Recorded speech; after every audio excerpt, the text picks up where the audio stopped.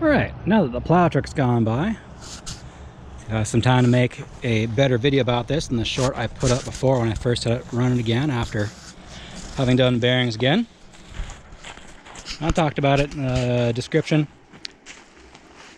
VIN says it's an 88, registered as an 89. Had this bike for 20 years now. It's a good bike. Rides nice, but how I like to ride has changed a lot, and the bike is still exactly what it was when I bought it, except for everything's just a little bit better. Pretty much. Let's start front to back, go right through, cover all the things that are new and all the things that are upgraded. Alright, so we'll start with the weakest link, the brakes. I rebuilt that caliper, gave it a quick brake job. It's got a fresh set of pads. It's still the original disc, and it stops about like an 80s bike does. Braided steel brake line. The one that was on there was still fine, but it was quite old.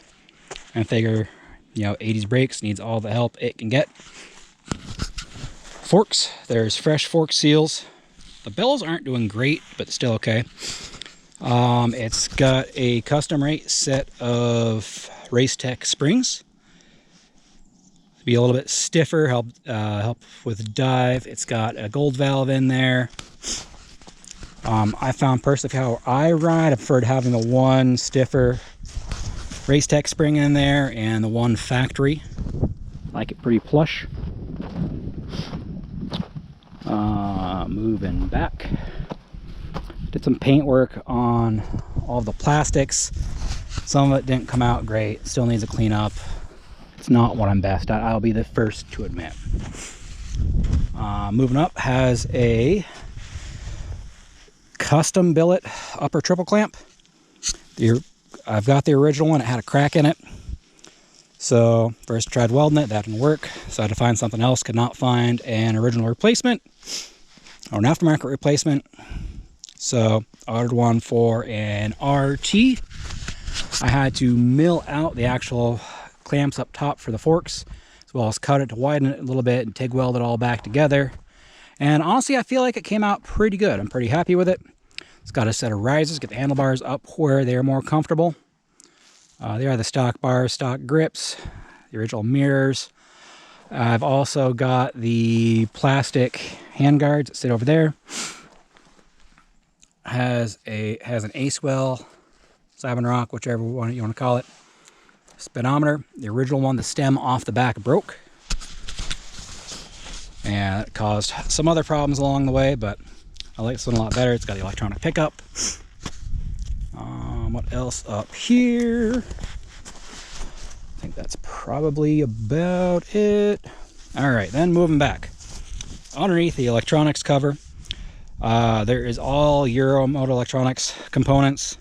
The factory bean can is still down there, just taking up space in front of the cam, so it doesn't leak oil. It's got their 400-watt brushless charging system, which has been pretty cool because the original rotor failed, like they all do. It's also got the Euro motor electronics crank trigger ignition system running out through their ignition control module, their ignition coils, down through double plugged heads. Underneath that, it got a new starter a few years ago. So the brushes are coming apart on your originals. It's got Mikuni round slide carbs. It comes with the originals. They're just sitting up on the shelf. Honestly prefer the response of these a little bit better, but you gotta retune for altitude if you're making big altitude changes. But you know who has Mikuni carb jets? Everybody. Fresh fuel filters inside the engine. It all has fresh Sabin rock 9.5:1 compression pistons, and everything I hear about the original compression ratios is supposedly it was 8.5:1, and that was being generous. But a little bump in compression, so it's new pistons and rings. It's got fresh main and rod bearings, and I'm getting fresh main bearings again because of a tip over while the thing was warming up last summer. And so ran on outside for a minute before I got out to do anything about it, and damage was done. I was pretty pissed off about that. But Yeah, they're not ground undersized, but they are the BMW green. And check the crank for roundness. It is within a 10,000th of being round. Just within tolerances. Of course, all new gaskets going with that. Camshaft lifters, of course, all new push rod tube seals and everything for that. Moving back up, and I have gone through and gotten rid of the EGR setup on this. The gas tank, it did not appear to have any rust in it, but just to be on the safe side, I gave it a POR 15 treatment coating. So that should never bother again. Horn is new.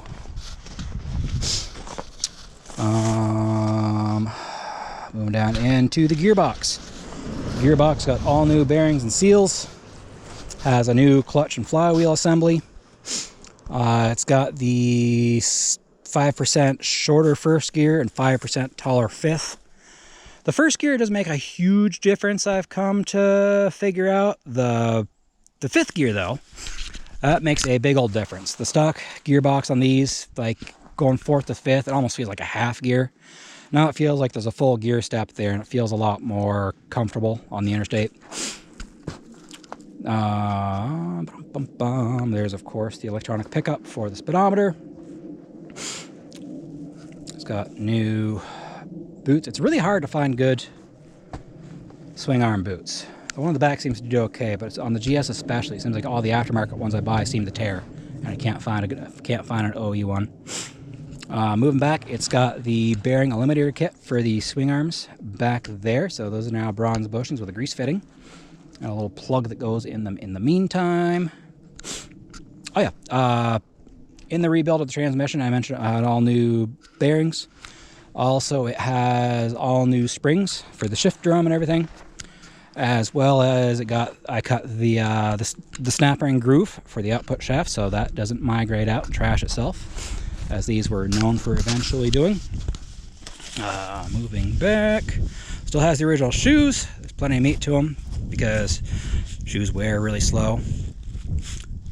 Decent meat on the tires. It has a tractive, I believe, remote reservoir rear shock. That made a big old difference. Rides a lot nicer. Moving around, got a fresh rondelle back there. Made a little bit of a mess of my paint job there. Had the original muffler, the weld cracked along the bottom. So I was actually given a resonator limiter pipe and a super trap for it. I've gotten a little bit older, so the loud obnoxious super trap got kind of old. So I went and picked up some tube and hand beat and TIG welded a silencer for it, so it is now a little bit louder than stock, but definitely quieter than the super trap was. What else can I tell you about? All the aluminum on the thing, all the engine components, cylinder heads, valve covers, transmission, swing arms, those all got bead blasted and clear coated.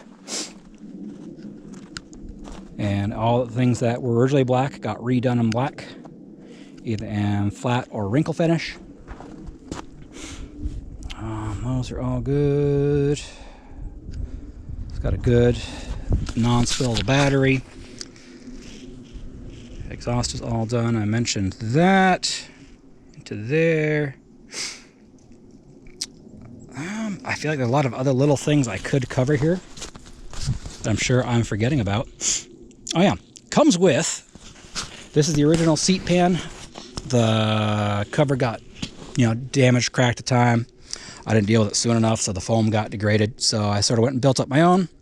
And the different varieties of foam I picked out for it just didn't quite do the job. So that's why it's got the black pad on there. It's pretty comfortable with that, and it looks halfway decent. I also have, you've seen in the pictures, a really ugly Corbin. It is very comfortable though. What else? Most of the brake light switches are original. Has a new neutral switch, new oil pressure switch. Yeah, I mentioned the charging system. It also comes with pretty much everything original that was good. Like I said, it's got the original carburetor. I still have the original gears for the transmission, the original pistons. Comes with the other fork springs. Comes with a super trap if you want it. It'll come with the climber repair manual. It is well used, but working good. Everything is all new oil in it. We're still in the break-in period for the engine after having gotten new bearings. I'm sure I mentioned this is double plugged. So you can run whatever for fuel, but I personally run high test with no ethanol, because that's the killer around here. Yeah, I think that covers this thing pretty well. It is, a far cry from perfect. Done some paint, and it's gotten scuffed here and there. Yeah, it looks real good from across the parking lot, but if you're someone who's a bit more detail oriented than me, you could probably do a much better job. But no, everything works. Ride's good. I rode it a bunch last summer. And yeah, like I said, I love the bike. I loved it for the whole time I've had it. But I don't know, how I ride has changed a lot. And it's still the same bike it was, so. And also, I've put so much work into it, I've gotten obnoxiously precious about it. Every little tip over have, every scratch and blemish it gets. I don't know, I feel bad, have an existential crisis about it. Drives me nuts. But here, let's fire it up real quick. I'll be the first to admit it started pretty grumpy. But it's 20 degrees out. Which comes as no surprise.